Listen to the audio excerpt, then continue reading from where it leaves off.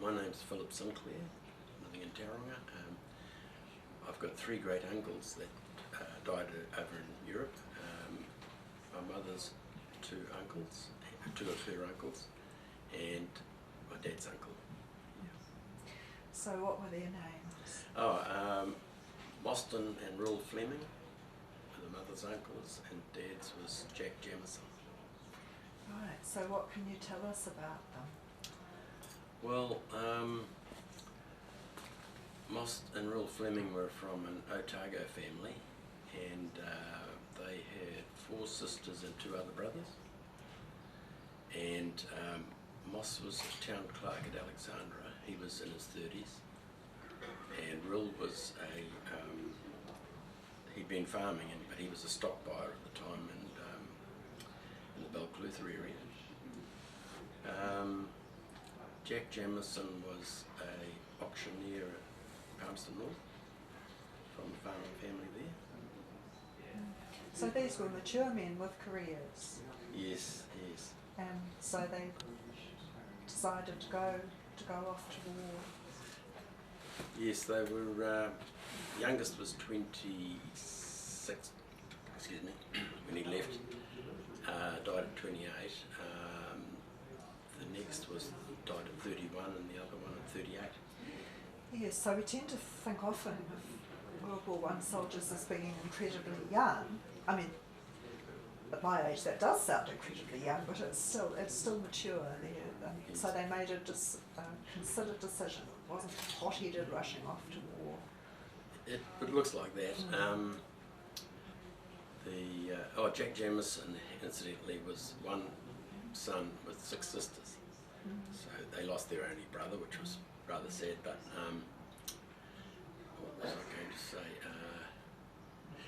Also, regarding the age, I was a little surprised the three of them were married at that age. But on looking further, I found that Jack had been divorced, but the other two were single. Yeah. You've got some photographs there. Should we have a look at them?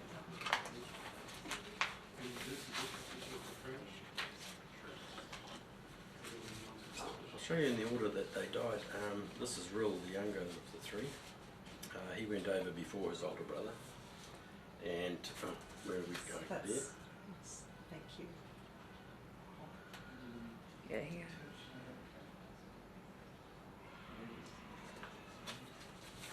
This is his older brother who went after he was killed. This brother went across. And that's Mostyn.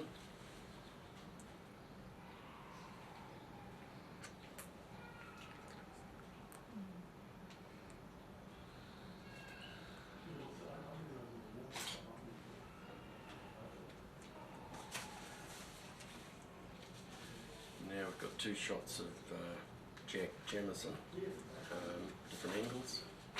There's a smaller photo there.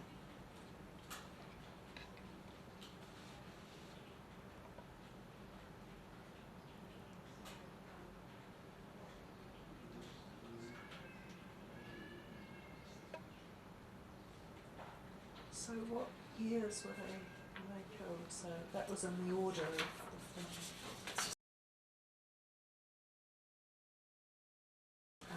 Right. and where they died. Oh yes, So, yeah. I'm just seeing if I can remember them all. I might need to refer to them. Refer to your notes if you need to, just no worries.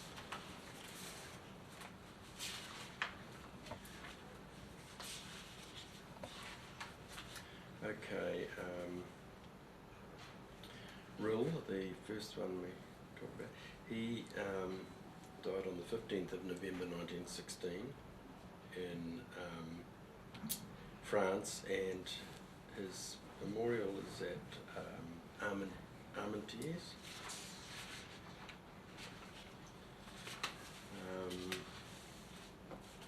His brother Mostyn was killed in Belgium. Oh, where's Mostyn's? It's got There.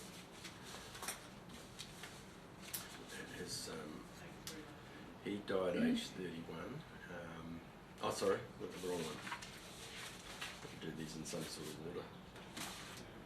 Put the two together here. That's what paper clips do, they always get. Well, we'll go to Jack Jamison. He died aged 31, and he was in the Somme where he was killed, and his memorial is at the Euston Road Cemetery in Colin-Kemps, France.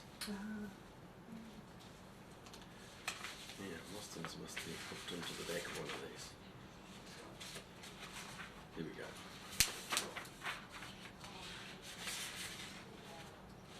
Well, here's a photo of the memorial for one of them, as they are over there.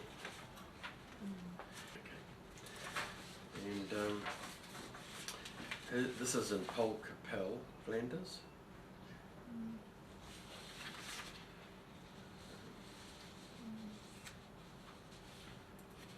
Died Friday the 12th of October 1917. Oh, is that Passion? I think that's Passion Day, isn't it? It's, Could well be in that area. 30th of March 1918. So you've obviously done a lot of research finding out about them. What can you remember? Can you remember them being talked about in the family when you were growing up? Is it something that was talked about?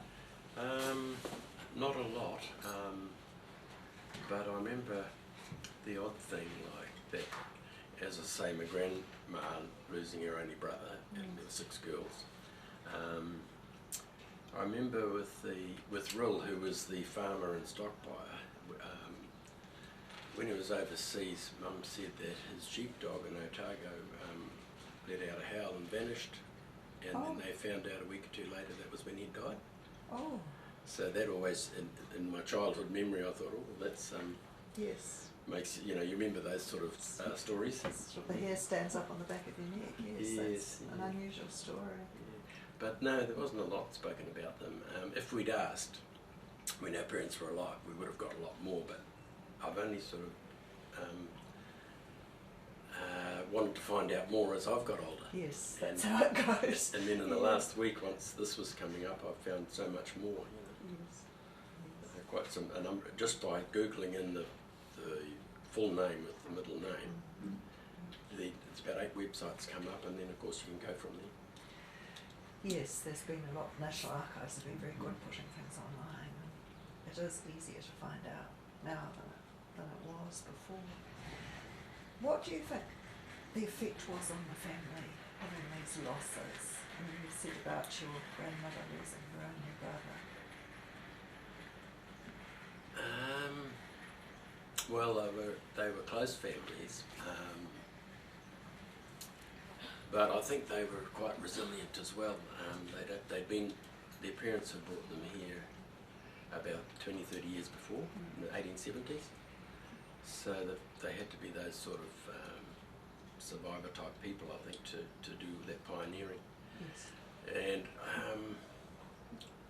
from what I gathered, they carried on and coped, but I'm sure it was difficult.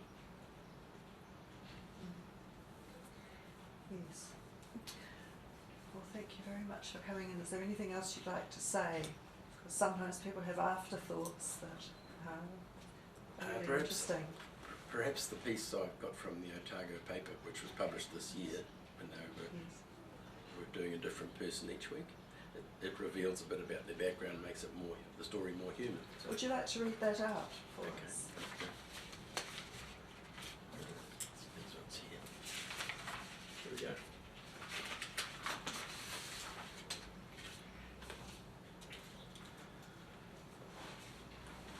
So this is published in whatever the Otago paper's called, this August. No, this was done about 4 years ago. Otago Daily Times, probably. Okay, that sounds right. Okay, Fleming Brothers Cromwell Memorial, Central Otago.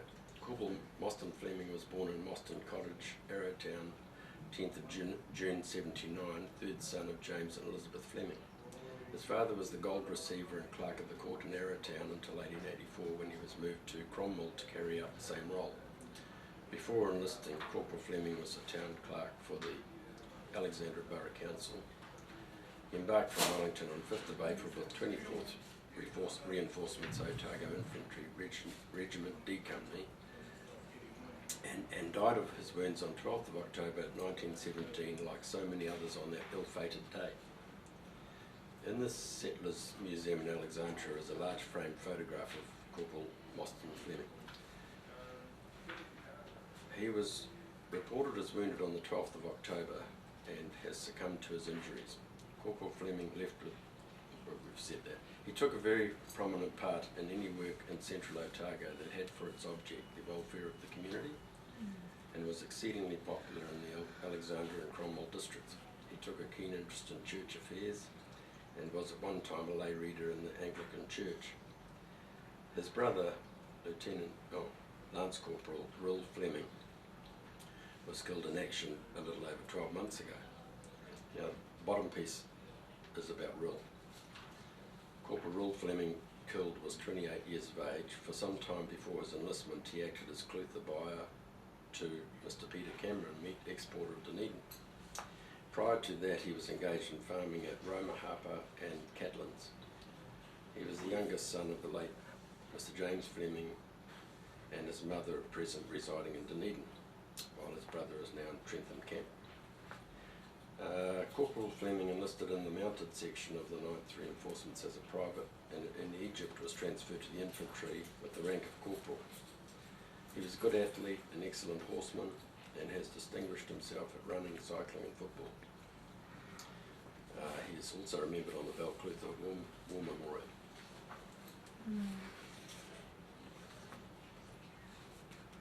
Thank you very much. So I'll just ask you, what's it meant to you to be able to find out about these men and what they did? I think because we're talking about it a lot, it's sort of getting to me a bit at the moment. Yeah. No, it is. It's quite emotional. It's a big loss for a family too. Two brothers from one family and the only son from another.